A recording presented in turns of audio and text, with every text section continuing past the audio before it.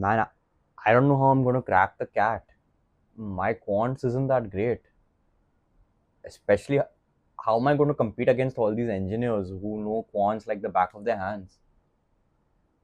I don't think there's any point applying for an MBA anymore.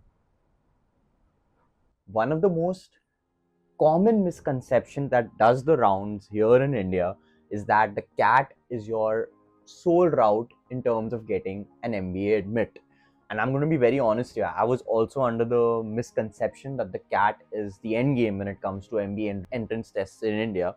And this lasted till I was about an undergrad, which is about 6 years ago. Of course, after having gotten a little wiser, after talking to the relevant people, I realized that this could not be further away from the truth. And in this video, I will expound on why you should not be putting all your eggs in one basket when it comes to your MBA entrance tests in India. Again, when I talk about giving these alternate tests, it's imperative to remember that these tests are in no way inferior to the CAT. As a matter of fact, some of the top colleges for your respective field might not even be accepting CAT. For this, you can check out my video, which you will find on the top right hand side of the screen right about here, where I bust the popular myth that the IIMs are the end game when it comes to top Indian MBAs. Another question that might be floating around in your mind is that we are almost a year away from the next academic cycle. Of course, this video will not be very pertinent for someone who's already giving the CAT this year, and I apologize for having released this video so late in the academic year. It's an idea that I conceived of just last week,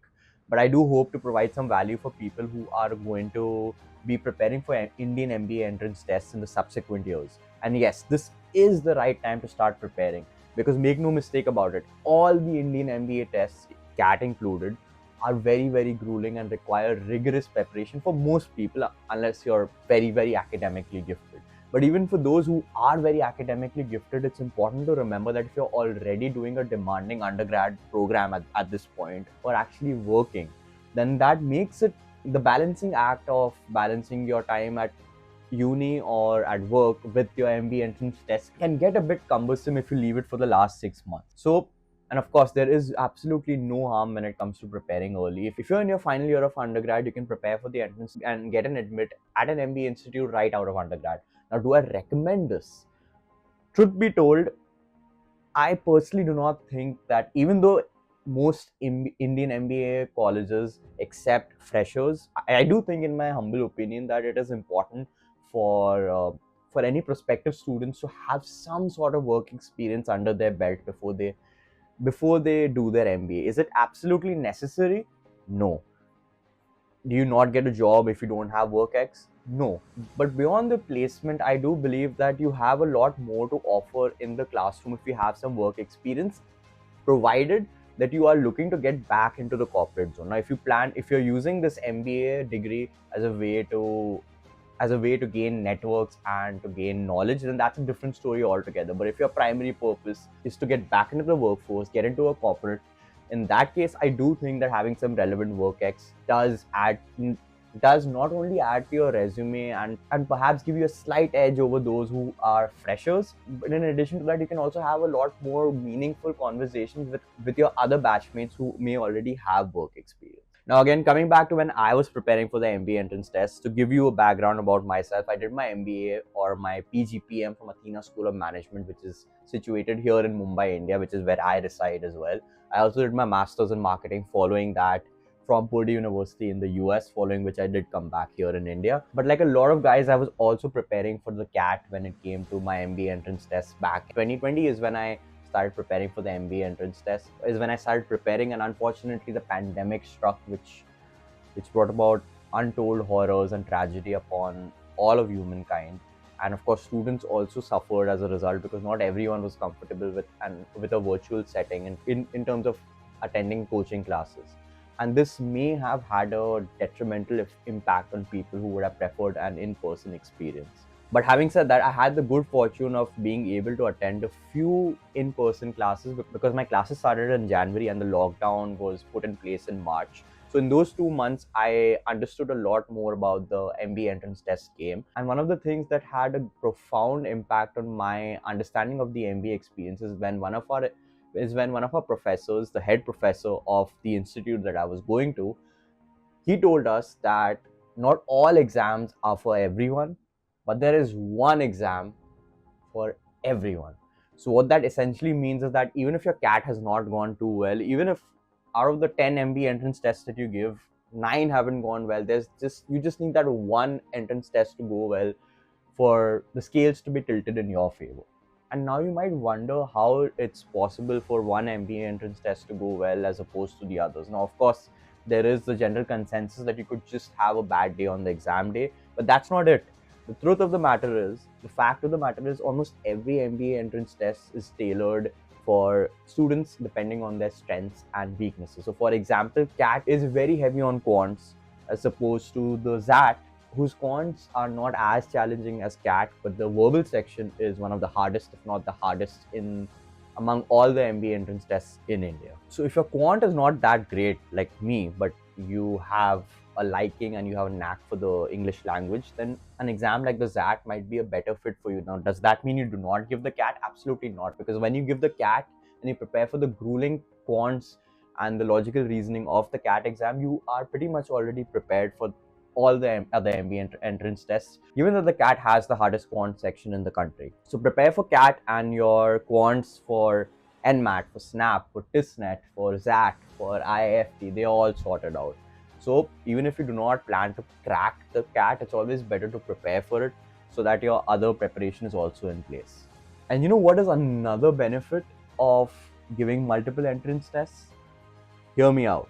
So certain colleges in India accept multiple entrance tests as a criteria for admission. Just as an example, the college IIMs, which is situated in Mumbai, Jamna Lal Bajaj Institute of Management Studies, which is one of the top universities in the country and also has a great ROI as well. Not just the CAT, but also the CET for its admission process. So in case IIMs is your dream university and your CAT did not go as well as you would have liked, good news is that you have another shot when it comes to the CET. In the interest of time, I'm talking about this one example, but there are definitely others which you can explore. And if you would like me to make a video on that, please let me know in the comment section, or you can DM me directly on Instagram or on LinkedIn if you would prefer a more personalized conversation. Another popular myth that I want to bust is that the GMAT is only relevant if you're planning to do a foreign education. Absolutely not. There are some top universities in India which also accept the GMAT as part of their admission process. Of course, the most well-known one would be ISB, and a lot of people were averse to going to ISB because earlier it mandated a couple of years work experience before you could take admission. But now they have also offered another program which allows even freshers or people with up to 2 years of work experience to apply as well. Again, do I recommend it?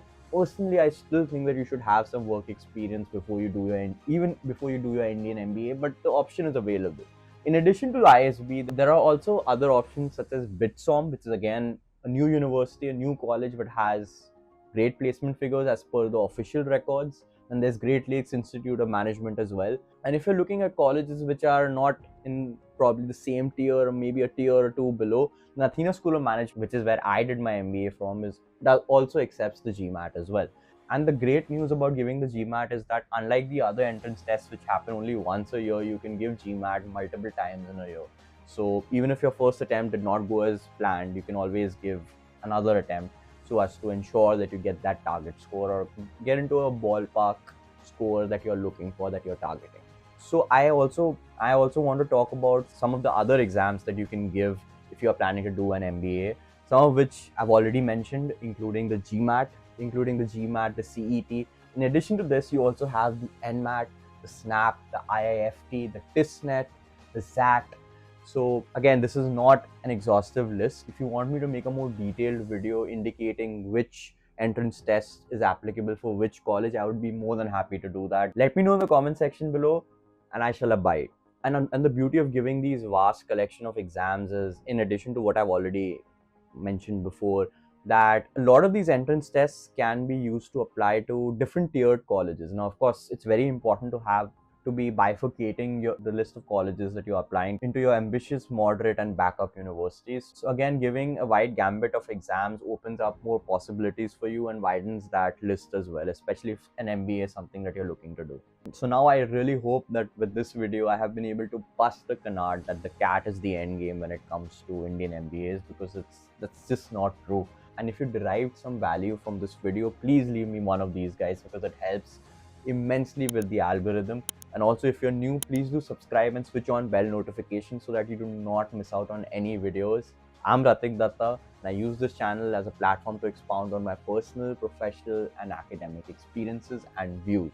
Again, this channel is cloud free. It'll be real talk only. Sometimes it might get a bit intense. Sometimes I might say a few things that you may not like, that you may not want to hear, but what you need to hear. And having said all of this, another interesting thing that comes in my mind is whether we even need an MBA or not anymore. Is the MBA a redundant degree? What do you think? Let me know in the comment section below. Let's have a discussion. Let's talk. And perhaps I can make a video detailing my views on the same as well. It was really lovely chatting with you guys, and I hope that you are doing well. And I wish you the best. Take care. Stay safe. Until next time.